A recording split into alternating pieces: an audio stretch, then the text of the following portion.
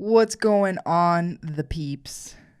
Say what's going on to the peeps. What's going on, peeps? The day that we're filming this at 12 o'clock midnight, it's going to be lockdown. We're about to undergo a lockdown, and we're filming this literally like 2 hours before it. So I don't necessarily know what that means for us.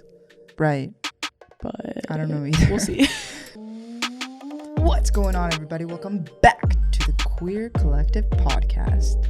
As always, I am your host, Karbon. And I'm just Emily. Also your host. We're going to be talking financials. Make that rain, make that money, make that... But like not in a boring way. You got into some absolute shenanigans with debt and got out of it. So we're not going to preach at you, just a little bit if you want it. And then, but it's mainly going to be storytelling. You know how you like that. You like that. Stick around, you guys, because I'm going to be going through my own personal story regarding debt, finances, all of the good stuff. Yeah. So honestly, since I was growing up, I've been the most frugal bitch ever in my whole life. I was raised by my baba, which is like a Macedonian grandmother. I would be at her house every single day after school, and she was like the biggest penny pincher of them all. And I think I inherited it. You think so? Yes. My sister got passed down to you? Totally. My sister, not at all. She's the absolute opposite. She will spend all of her money. There's this one story about when we were little, and every single dollar someone would give me, I would save it. Mm-hmm. And this was around when I was 8. I had all of my money saved from birthdays, anything. When you see a grandparent, they're yeah. I saved all of it, and my sister would always spend it right away. And then I came home one day and my piggy bank was empty, and I think I had saved $300 as a little kid. Yeah, and my sister took it all and spent it. I think she spent it at Claire's. Oh no, the worst place to spend it at. She will never live that down. So I found out that you were in hella debt right after I asked you out. Was it after? I think so. Was it really? I don't know. I think it could have been before. I think I asked you out, and then this is what I remember, but I have a bad memory. I asked you out, and then the next morning we woke up and you were looked so stressed out. I thought you were going to tell me you had an STD. You were like, I have something to tell you. It's really bad. And you're building it up so big, and I was getting scared. My worst case scenario is always STD, and I'm like, fuck. You were stressing me out. And then and then you told me, and I was like, oh, thank God.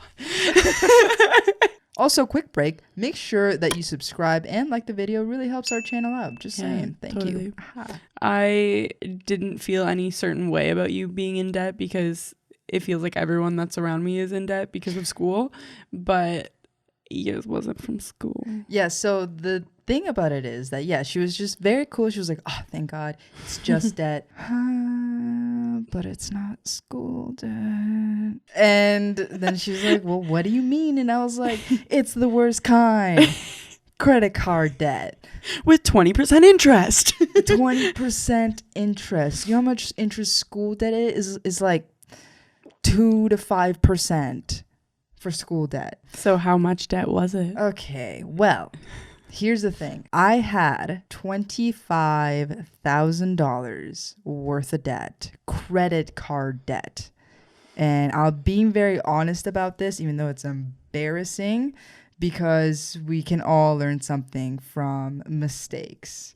So if you can avoid the mistake to begin with, then please do. And good on you, and congratulations, and you should feel really good about that. There's so many Canadians that they have some form of debt. Yeah. A lot of them have credit card debt. A lot of people don't know how to dig themselves out of the hole. I didn't know how to dig myself out of the hole. I thought it would be forever. Once you get into it, it's scary. But I think the lesson you can kind of learn from it, and what I hope other people who maybe haven't bought a credit card, haven't gotten a credit card yet, or just bought their first credit card, is that all of these fancy things you see people having, it doesn't add value to your life, and you don't need to go in debt for it.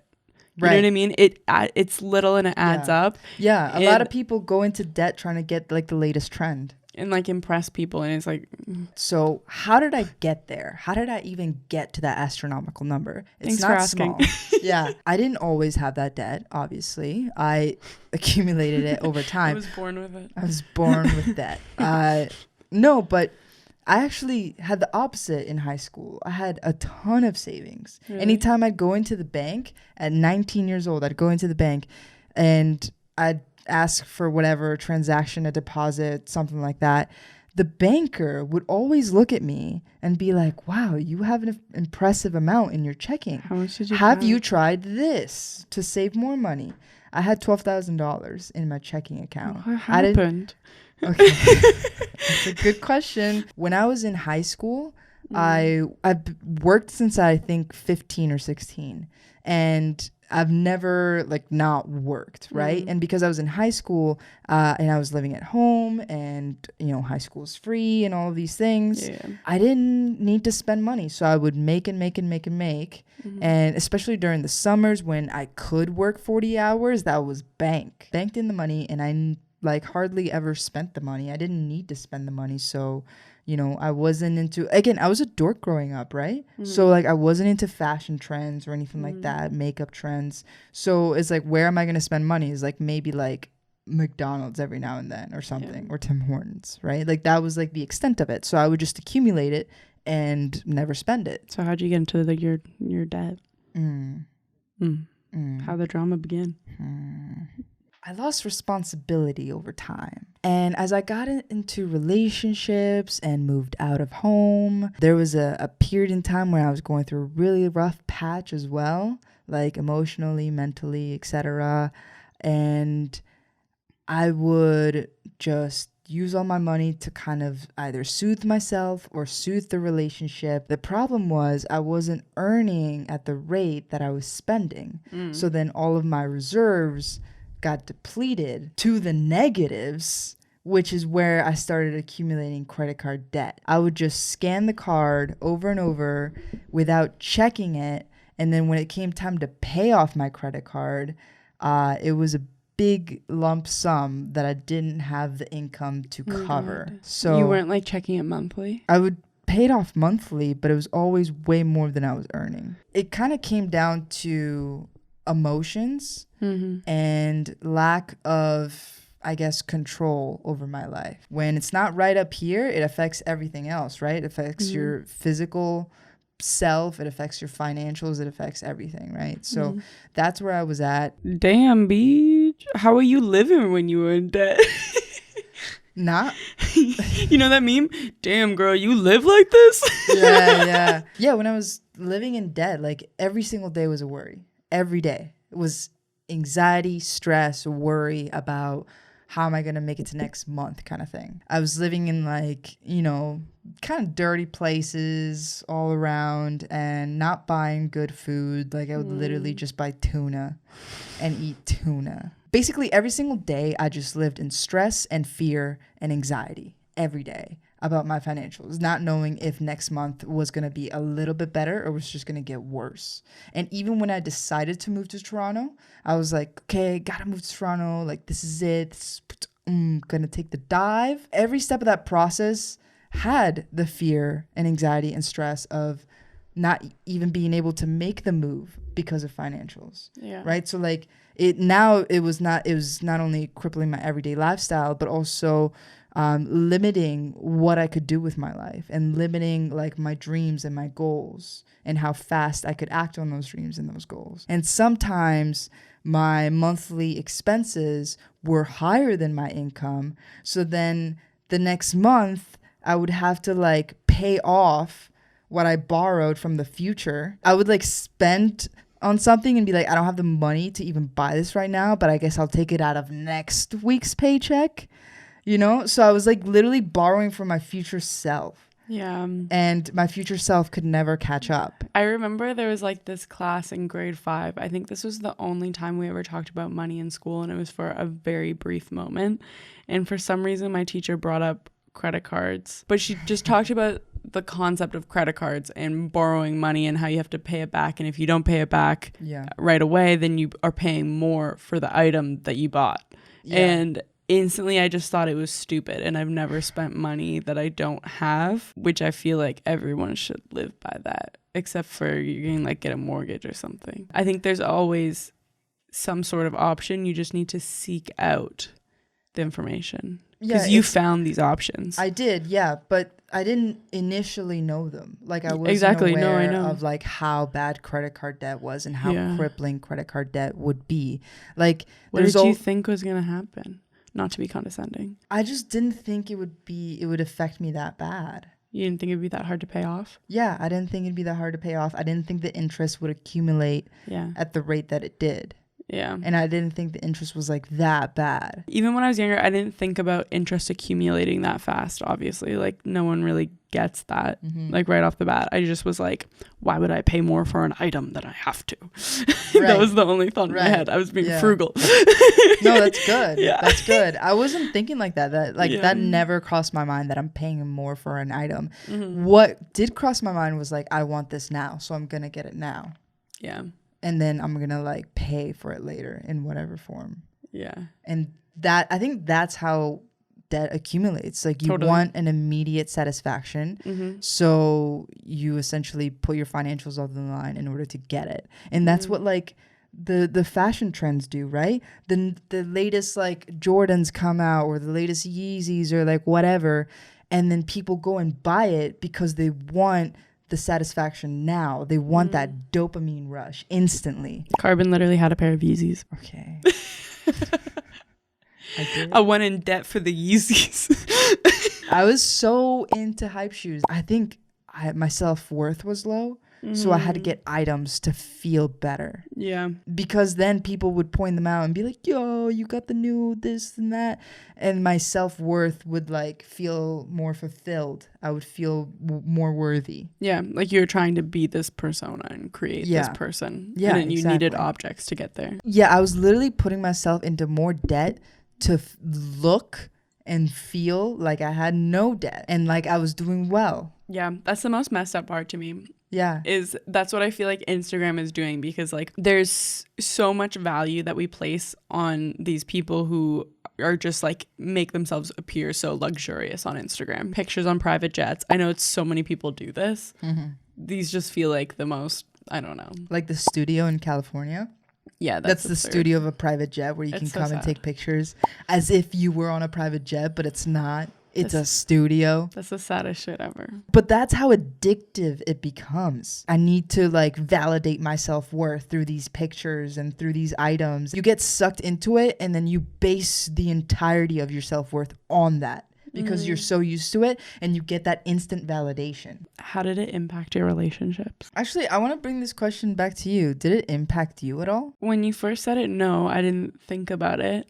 But I think it was because I've been in serious relationships, but I've never been in a relationship this long and this serious. Like we have a lot of assets together. You know what I mean? Like I've never started thinking about life in this way. I think I'm getting to that point in my life where it feels impossible, but I want to be able to like buy a home or like move in with my partner. You know what I mean? And it got to the point where like your credit score mattered for us to be able to like get a rental apartment. And people in Toronto are so nosy. They want to see like all of your banking. They want to know everything. I really wanted you to get out of debt so that we can start saving to like build a life together. And it feels like it's, I don't know, hold us back a bit. Yeah, that's a really good point. And then the way that it affected me in regards to relationships, like I knew I was the burden. That's how it affected me. So it made me feel like even more kind of like not worthy. Like I don't want anyone else to face that burden with me. That was my mentality. I had even told myself like I need to get out of debt before I even meet someone else. Really? Yeah, because to me, I was that embarrassed by it. I was embarrassed by it. I felt like I was burdened by it, but then because of it, I also became the burden in my head. I didn't feel like you're a burden at all. It's more, I just like, I guess got a new objective to like get you out of debt. You know what I mean? Yeah, my objective became her objective, which is like a sign of a supportive partner. But also on that note, would you recommend then that people get in a relationship with someone who has debt? Here's my advice. I think in terms of meeting you, I knew that you were a really like ambitious person and like our values lined up. you know, like you're not a lazy person. You're not like lazy and in debt. Right. You know what I mean? Like you've been through hardship, which put you into debt. Right. You know, and like you were working really hard to get out of it. So I think in that case, it's fine. You know what I mean? Like you can't hold Like those things against people. They have to show that they're committed to getting Yeah. out of it, and they have to show that they're really trying. I just think if you're going to be in a relationship with someone who's like addicted to shopping, Right. then that burden is really going to become your burden, Yeah. and you're not going to experience any of the benefits even of buying all of the shit. You're just going to Yeah. be stressed out watching someone else do it. If it was something that you were struggling with, I would want to help you because I really want to be with you. Mm-hmm. You know what I mean? Mm-hmm. But if it was like a really new relationship, and like if someone's addicted to online shopping, there's some obvious warning signs there. Right. I would say from my perspective, being someone that was in that situation, the one Yeah. that is addicted to online shopping and that their debt just gets higher and higher. Personally, because I've been on that side of it, I think that person does have to say, yes, I want help, and yes, Yeah. I want to change it. And it depends on like how badly you want things in your life. You know what I mean? Right. Like, does it matter to you to be financially independent and to like feel secure? Because if it does, then it's probably not smart to be with that person. Right. I didn't start splurging on things until I met you, which is like we kind of balance each other out. Like you allow me to make investments in myself. Gonna give him the wrong impression. I didn't tell her to splurge. I didn't change her to start splurging. It's more so like investing. Like you said, investments in yourself and Yeah. either your passion, your goal, your craft. The kind of stuff that'll make you more money. Gotta clear it up, you know? Yeah, but the thing was, I was at this point where we were polar opposites when we first met. Totally. Like, I was so obsessed with saving my money and not spending my money that I would never buy myself something, even if I really needed it. Like, I would Right. be riding a bike with a broken pedal that always fell off. Broken and like pedal, no brakes. you know? And it's like, that's Super stupid. not Like, safe. you're gonna get yourself hurt. Yeah. It was to that point where I just like, it was stupid. Yeah. So I think we did balance each other out. Well, on that note, I feel like it would be helpful to actually like say how you did it How I became debt free. in 1 year, right? I would say it was about a year or maybe like a year and a bit. Yeah. Because no, I didn't start at 25,000 when I met you. I think, but it was very close. I think it was Yeah. like, I remember you telling me I it think was it like was literally 20. 22 probably. Yeah. We can just round up. When you have so much debt that you feel crippled by it, you feel limited, you feel like you can't ever get out, like there is no way out. There were points where I seriously considered filing for bankruptcy. I seriously thought a few times that the pros outweighed the cons Yeah. because I never saw a way out. The way that I did it was, first and foremost, I started looking at where my spending was going, which Yeah. was something that I didn't really pay attention to before. It sounds so simple, but it can make the biggest of differences. If you see it and you're tracking it, then that is all of the difference. Whereas when you just tap and go and like you don't even look at it, or even check it later to see where each purchase was coming from. But I started tracking, and by tracking and seeing where my spending was going, I was then able to determine where I could cut some of that spending. So part of that would be like, for example, Uber rides, which I was doing a lot back then, Adds and up. I couldn't even afford them, but I was doing them far more than I do today when I can afford them. So Uber rides, and then there was like eating out, right? Like pizza or McDonald's or Tim Hortons or a little, just like, I'm just going to go into 7-Eleven, just get like one thing, you know? Yeah. I didn't need those things. So You're I not started spending cutting that. $20. Then I started looking at subscriptions. I was like, what subscriptions do I not need? I don't need Disney Plus and stuff like that. So I started cutting that. And then finally, the big one, which is rent. Oh, yeah. So rent, especially in Toronto, can be extremely expensive. Yeah. Like a bachelor's apartment, especially at the time, $1,600, $1,800, For a bachelor. $2,000 for a bachelor's apartment. That Your means that room you is don't in your have kitchen. a room. You don't your have room one. is in your kitchen and your living room. You don't have a living room. You just sleep in your kitchen. Okay. My rent wasn't too bad. It was like $700. Yeah. But we cut it further by me moving in with you. Yeah, into my small room. Into the one small room that you have. You really have to think about like what are the necessities and what are like the wants. Obviously, a place to live is a necessity, but then you ask yourself, what's the extent, right? A lot of people pay for these really expensive condos and like get like the rooftop or like in a building with like a pool and a gym, etc., and they pay outrageous prices. So I was thinking to myself, I need a place to live, but what's the cheapest that I can make that? Initially, I found like a pretty cheap apartment, but even that was like really holding me back. So then I moved in with you, and then that cut it back significantly. Yeah. And so get your ass on Tinder. Are you in debt? Go find a lover and then move into their house. Then because of that, all of that extra money, I didn't spend it. I put it towards my debt. And because I did that, and all of the places where I used to spend, I no longer spent, all of that went towards the debt. So then the debt payments were going by faster and faster. Then COVID hit. Yeah. That Rona hit, and surprisingly, it didn't slow down my debt repayments. It actually sped them up. And the reason that it sped them up was because A, we're in Canada, so we were fortunate enough that when we lost our jobs, we were able to have CERB. Yeah. United States, what the hell are you doing? That is so sad that they can't So get sad. their shit together enough to give more than one payment. One payment of $1,200. I don't know how people are living. That's it. Here, it was you get 4 months of CERB, which is the stimulus essentially, but the Canadian version, and every single month you get paid $2,000. I don't know what we would have done though if you didn't get paid for 4 months. I probably would have gone further into the hole. A, fortunate enough to live in Canada, but then B, Rona was going all about. I didn't go out. Not to get takeout, not to any restaurants or clubs or any malls, which was a big one. Yeah. Not to any stores whatsoever. All we did was get groceries and then stay home. And we didn't get any takeout either. No, that actually helped so much. Everybody was just cooking everything, which helped tremendously when it came to cutting back on the money. Even when we went to the grocery store and spent coin on like treats, we would get ice cream and we would get like frozen pizzas and stuff like that. Things that you don't need but you just want. It was still so much cheaper, like insanely cheaper than what we used to do. I'm actually frugal queen. I'm gonna jump in here and give you guys some advice. Okay. So especially during COVID, I got real good at this because we're 7 in total. I'm not gonna math. 7 minus 2, it's like 5. We live with 5 people.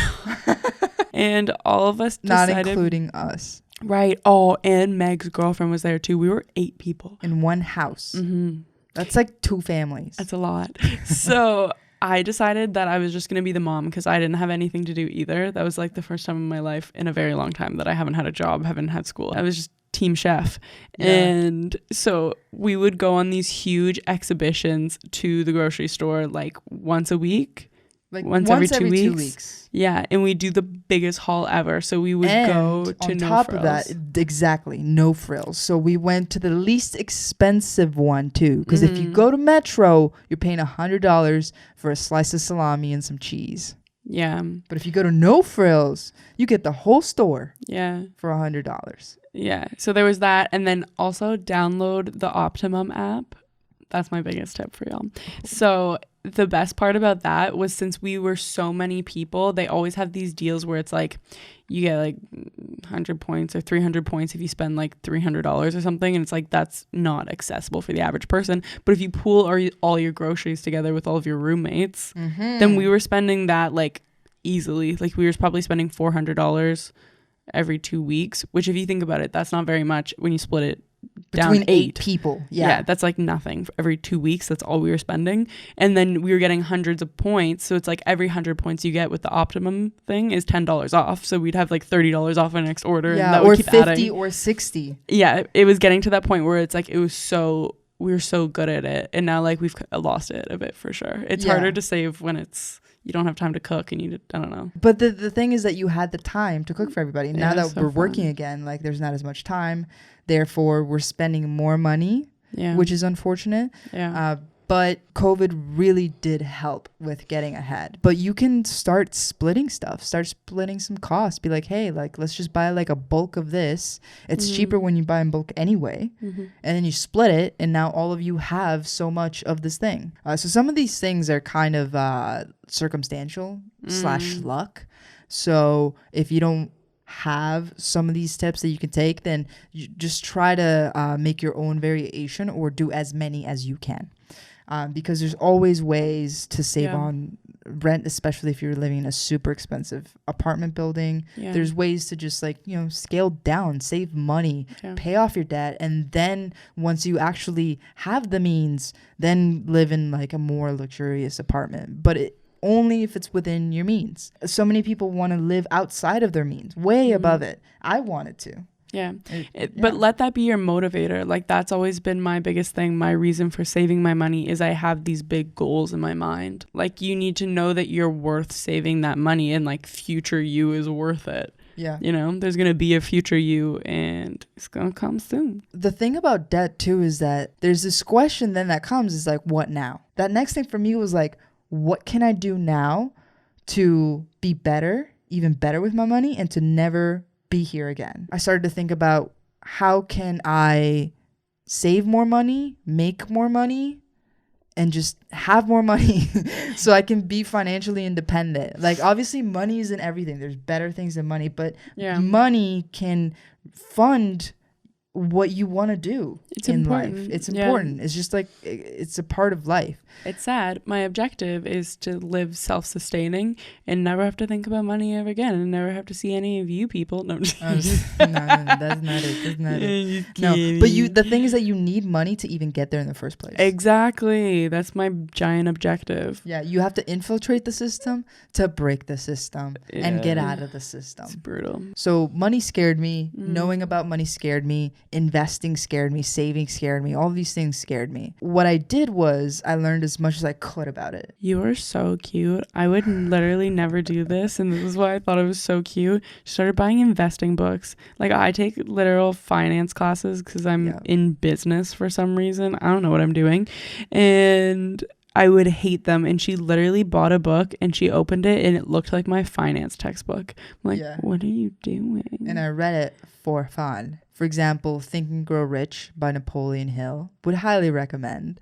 There's one called 7 Habits of Highly Successful People, I believe it's called. You're so cute when you're reading those. And then I kicked it up a notch with a novel of a book called An Intelligent Investor. Is that the one that looked like a finance textbook? Yeah. Yeah, don't do that one. There's this thing called investing. I'm extremely scared of it. So what should I do? So what I started doing was learning about investing. I was like, you know what? I'm going to take it further. I'm not only going to be debt free, I'm going to save money, and now I'm going to become an investor. I was like determined, and still am determined, to exceed the expectations that anyone had for me and that even I had for me. You know, I felt crippled for so many years. It was years and years of feeling crippled by debt. Liberated.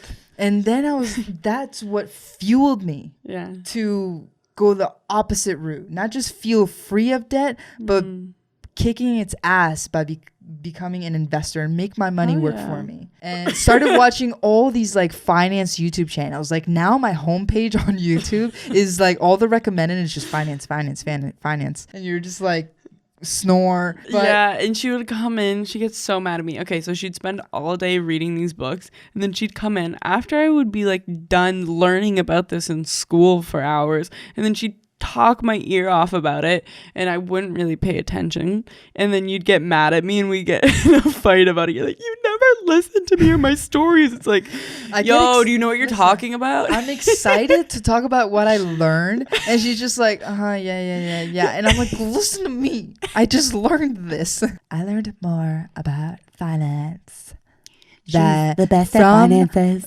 myself, than you ever did in your 2 paid for courses, each like $700. I paid $30 for a book. But okay, if you don't care as much as Laura cares, I love that you care a lot. Care a lot.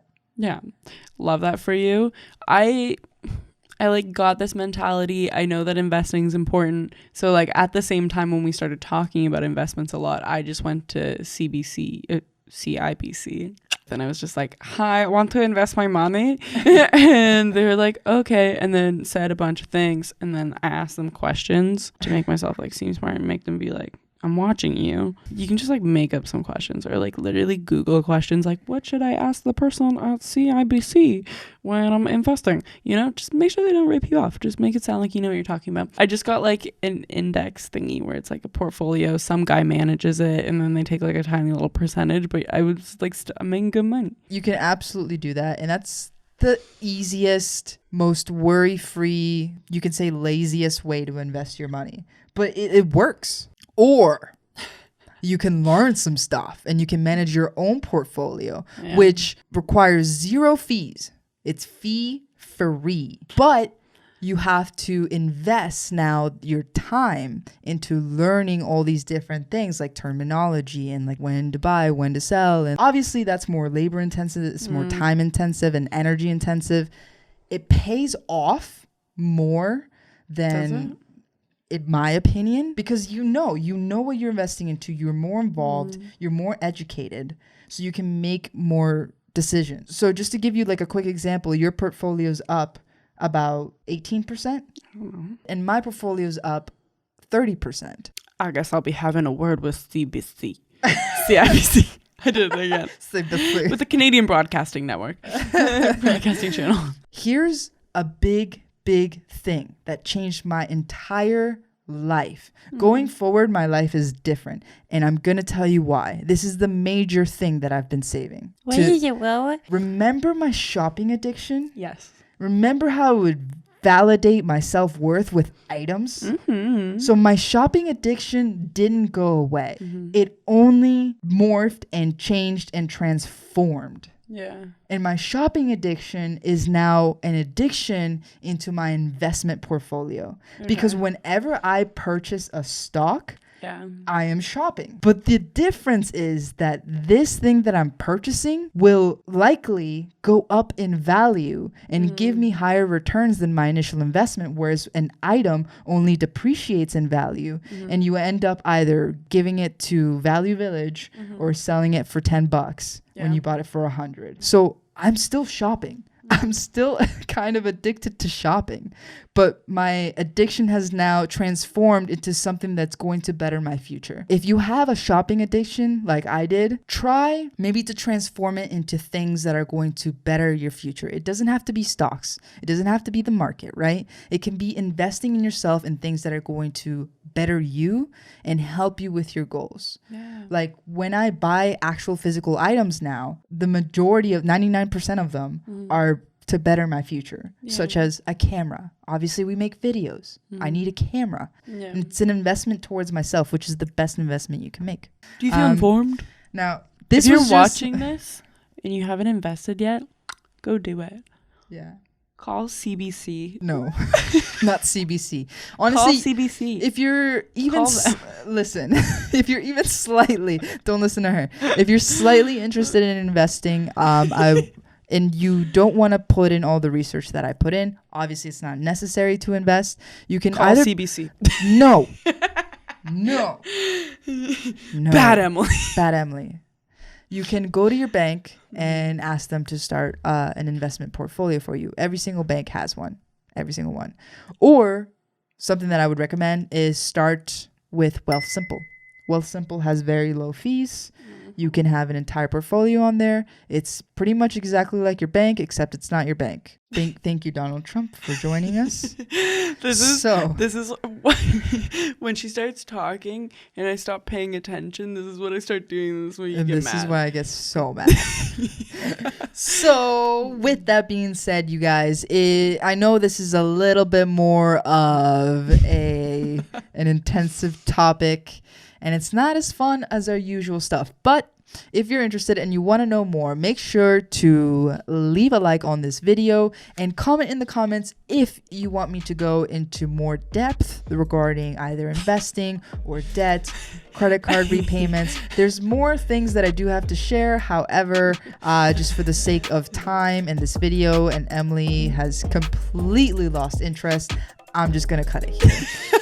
Make sure to subscribe if you're listening on the podcast app. And if you're on YouTube, leave a like and comment and subscribe, because we drop videos every single week and you do not want to miss them. Peace.